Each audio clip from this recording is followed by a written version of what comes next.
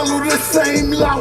What's good, everybody? What's good? It's your boy, Cardinal Bud Crawford, or E.S. Red, if that's what you want to call me. And we are back for another one. Alright, y'all. New topic. Will Terence Bud Crawford fight Jaron Ennis after Errol Spence for Undisputed? Alright, y'all. This is a hypothetical / what if question or conversation. And I wanted to highlight the fact, what if Terence Crawford actually wins? Because we all, I'm predicting Spence is going to win. I believe Spence is going to win. We're going to break him down in the fight. But let's say Terence Crawford actually wins this fight. What would be his immediate next move? Okay, so let's say Terence Crawford wins by knockout, or possibly injures Errol Spence. Because I think in this scenario, for him to fight Ennis next, there would definitely have to be some type of injury that would happen to Errol Spence to stall the rematch of that fight. So let's say Crawford wins, knocks Spence out. In the midst of that, Spence re-injures his eye, got to take a year out of the sport. Okay, now they still have a rematch clause, but I don't know if that rematch clause would stop Terence Crawford from defending his titles. So let's say there's a rematch clause, but it doesn't stop him from defending if the matter has to do with some type of injury. So if the injury is stopping the fight from the rematch from coming together, then they're allowing Terence Crawford to defend the titles. And let's just say, he picks Jaron Ennis as the opponent because Jaron Ennis is #1 in the IBF at the moment. Another thing I didn't heard in that interview with Terence Crawford, he want to fight Jaron Ennis next. I don't think that's gonna happen. Could possibly be Terence Crawford's mandatory if he beats Spence. Okay, Terence Crawford beats Errol Spence and then decides to face off with his mandatory Jaron Ennis for the IBF. What would that fight look like? How would that fight play out? Because we would know at that point Terence Crawford has a different gear, has a different level, has better skill sets than Errol Spence Jr. because he would have beat him, knocked him out, injured him in the process, and he's moved on. But we would know Terence Crawford has a different level to his game and is a better, or if not the best, welterweight out there. So when I heard Terence Crawford say that, I said in my head, not gonna happen. Jaron Ennis gonna have to find another route. So how would that play out with Crawford trying to take on Ennis? Could Crawford beat Ennis easily? I mean, the truth be told, we don't know what Ennis is going to bring to the table. Ennis is very talented. Ennis has the skill sets. Ennis looks the part. But the problem is Ennis hasn't faced stiff competition yet. He hasn't been in the ring with super high level welterweights yet. So we don't know if that talent translates to the upper echelon of welterweight boxing, or is he just a extremely talented guy who's been fighting the right fighters and fighters that are not on his level? It ain't gonna happen like that, man. After Terence Crawford get out this fight, man, he gonna retire. Well, to me, I think it would play out like this. I think Boots is extremely talented, but Terence Crawford that would have beaten Errol Spence is a serious problem for any fighter. Just like right now, Jaron Ennis seems, he's a problem, but he's a problem only to the effect that these two guys haven't fought yet. So we don't know who's truly the best at this point at welterweight. Until those two guys fight, we will know who's the best welterweight out there.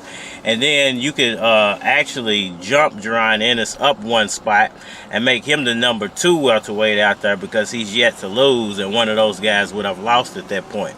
So it would be whoever wins the Spence versus Crawford fight, Jaron Ennis #2, and then the loser of Spence and Crawford #3. It is what it is. If you just pay attention to the scene, the same way the red carpet was laid out for him to fight Jeff Horn. Red carpet. laid out for him to retire. So we truly don't know what Ennis brings to the table, and we would know at that point that the version of Crawford that beat Spence is not the same version of Crawford that just beat Shawn Porter. It's a different version. He's the best fighter in the welterweight division and perhaps the best fighter in the world. So, I mean, Boots would be going up against a lot if he got in the ring with Terence Crawford. Now, could he beat him? Whew. I think Boots needs one more fight before a Crawford or a Spence fight. I think I would like to see Boots and Virgil get it on, but I know that's impossible because neither one of those guys' teams want to risk a loss at this point, and it would be real detrimental to both of those guys' future if they were to face off right now. You know, you got to build that fight up a little more. So who would be the next best guy to face Boots up with? Manny Pacquiao's out of the picture. We're losing a lot of top tier welterweight. Shawn Porter's gone. Danny Garcia is kind of nobody at this point. Mikey Garcia, I believe, retired. Keith Thurman is out there. Adrian Broner is pretty much done.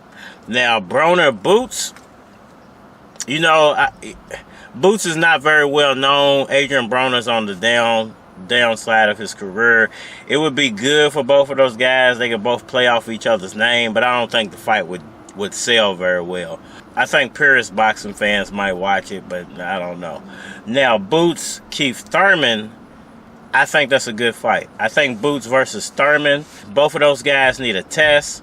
I think Boots is the perfect test to see if Thurman can get back into the top tier of welterweights, or if he's pretty much done because of the damage that Pacquiao did to him. Or, on the flip side of that, is Jaron Ennis really the real deal? And I think by fighting Keith Thurman's become sort of a gatekeeper. I think Keith Thurman is the gatekeeper to Jaron Ennis' next level. Unless somehow Ennis could secure a Pacquiao fight, which would shoot him straight into super duper stardom. I don't think that's realistic, even though Pacquiao said he would be willing to negotiate with Crawford if the Spence Crawford fight fell apart. Right now, you ask him, what you think you gotta do after this Earl fight? I did everything. Man, that is a retired man talk, man. I just don't think that's realistic at this point. So I think the fight that you might see before a potential Jaron Ennis winner of Spence Crawford is Ennis versus Thurman. And that would be the measuring stick for how good Ennis really is if he was to beat Thurman.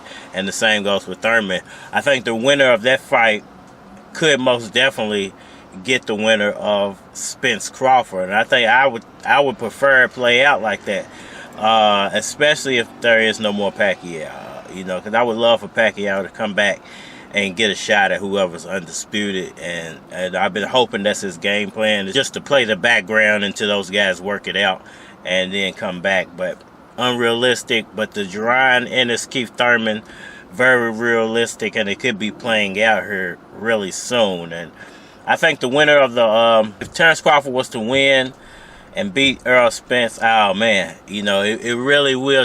I think it would reshape the sport of boxing, because, you know, PBC at that point is in some trouble. They no longer have any welterweight titles, and all of their top tier welterweights have either been beaten, retired, or they're not the same as they were when PBC first blew up as the welterweight king. So it would completely reshape the sport of boxing, and wherever Terence Crawford would go after that, i.e.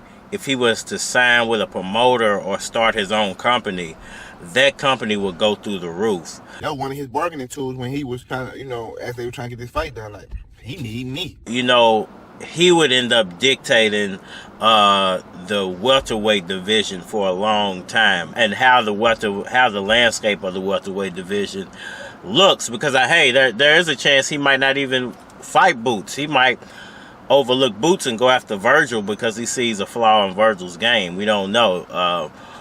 It would have to depend, but I would think Boots would be more logical of a fight for the winner of Spence versus Crawford. Let me know what y'all think about that in the comments section below. I'm done rambling for now. Hit that like button for me. Share. Subscribe. It's your boy, Cardinal Bud Crawford, or E.S. Red, if that's what you want to call me. Hit me up on all social media platforms, Facebook, Instagram, YouTube. You're more than likely to get a response on YouTube, so holler at me over there if you want a response. It's your boy, and we are out of here. Trapping all night, this that third shift.